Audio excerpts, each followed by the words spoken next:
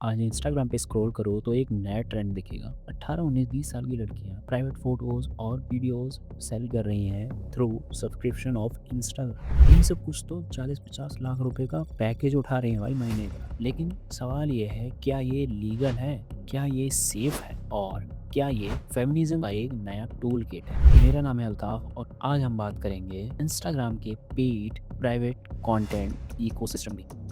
चलिए शुरू करते हैं। ठीक है, रील्स बनाओ, कंटेंट अपना एक ही चीज रखो जो तुम्हारे पास है, उससे शोकेस करो पूरा। जो आजकल गेट रेडी विद मी तो चल ही रहा है, पर गेट अनरेडी विद मी नया कॉन्सेप्ट आ। सबसे पहले बात करते हैं ओनली फैंस की। ये प्लेटफॉर्म 2016 में आया था। आइडिया सिंपल था, फैंस पे subscription for exclusive content. Initially fitness, cooking, music था, लेकिन जल्द ही एडल्ट कंटेंट डोमिनेट करने लगा। 2024 में ओनली फैंस ने $6.6 बिलियन का रिवेन्यू जनरेट किया। इसका बहुत बड़ा हिस्सा एक्सप्लिसिट कंटेंट के थ्रू आया था। लेकिन इंडिया में ओनली फैंस उतना पॉपुलर नहीं है। कारण सिंपल, पेमेंट गेटवे इशू। तो क्रिएटर्स को एक ऑल्टरनेटिव मिला, इंस्टाग्राम सब्सक्रिप्शन। इंस्टाग्राम ने 2022 में सब्सक्रिप्शन का फीचर लॉन्च किया। इनिशियली इसमें creators behind the scenes, exclusive post and all ये सब पोस्ट करते थे, लेकिन जल्द ही क्रिएटर्स ने इसका यूज शुरू कर दिया सॉफ्ट अडल्ट कंटेंट पोस्ट करने।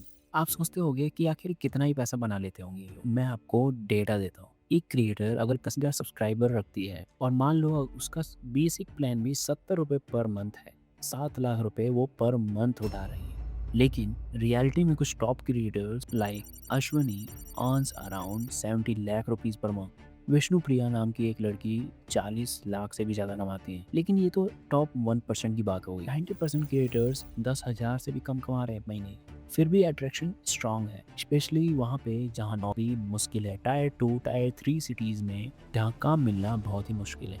अब सवाल ये बनता है कि क्या ये चीज़ लीगल है? इसका जवाब जो है वो इतना स्ट्रेट फॉरवर्ड नहीं है। सेक्शन 67 के अंडर अगर कोई इलेक्ट्रॉनिक फॉर्म में ऑब्स्सीन मटेरियल पब्लिश करता है तो पहली बार में उसे 3 साल की जेल और 5 लाख रुपए पे करने पड़ेंगे। लेकिन इंस्टाग्राम का सब्सक्रिप्शन प्राइवेट है, इसका मतलब ओनली जो पे कर रहे हैं वही देख सकते। इन केसेस में पुलिस अक्सर तभी एक्शन लेती है जब इसमें माइनर इन्वॉल्व हो या फिर एक्सप्लिसिट कंटेंट पब्लिक कर दिया जाए, जैसे लीक कर दिए। ऐसे केसेस हुए तो हैं लेकिन स्कैटर्ड नहीं है, मतलब ये चीज़ सिस्टमैटिक वे में नहीं हुई। इंस्टाग्राम की अगर कम्युनिटी गाइडलाइंस को देखें तो इसमें लिखा हुआ है we don't follow sexually explicit content, लेकिन सजेस्टिव कंटेंट अलाउड है।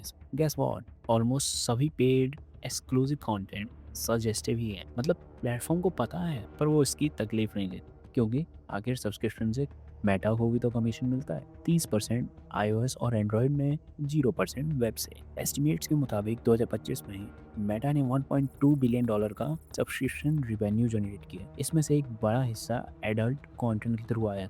तो आयरॉनिकली मेटा एडल्ट कंटेंट से पैसा तो बना रहा है, लेकिन पब्लिकली उसको अलाउ नहीं करता। अब देखते हैं इसका सोशल इम्पैक्ट क्या पड़ता है। एक तरफ ये एम्पावरमेंट की कहानी है, लड़कियां फाइनेंशियली इंडिपेंडेंट बन रही है। जैसे मुस्कान कारिया 19 साल की, 35 लाख रुपए पर मंथ। उसके मुताबिक उसकी बॉडी उसकी चॉइस। लेकिन दूसरी तरफ एक्सप्लॉयटेशन, लीक्स, ब्लैकमेल और मेंटल हेल्थ इश्यूज। मैंने कुछ एनोनिमस क्रिएटर से बात की है। साइकोलॉजिस्ट कहती है कि क्विक मनी वाला model long term self esteem और रिलेशनशिप्स को नुकसान पहुंचा सकता है। खास करके यंग लड़कियों के बॉडी के अंदर ट्रस्ट इश्यूज कॉमन हो रहे हैं। तो हम इसका सॉल्यूशन क्या निकाल सकते? Point 1, regulations. गवर्नमेंट को डिजिटल एब्सिनिटी लॉ लाना पड़े जो प्राइवेट सब्सक्रिप्शन को भी कवर करे।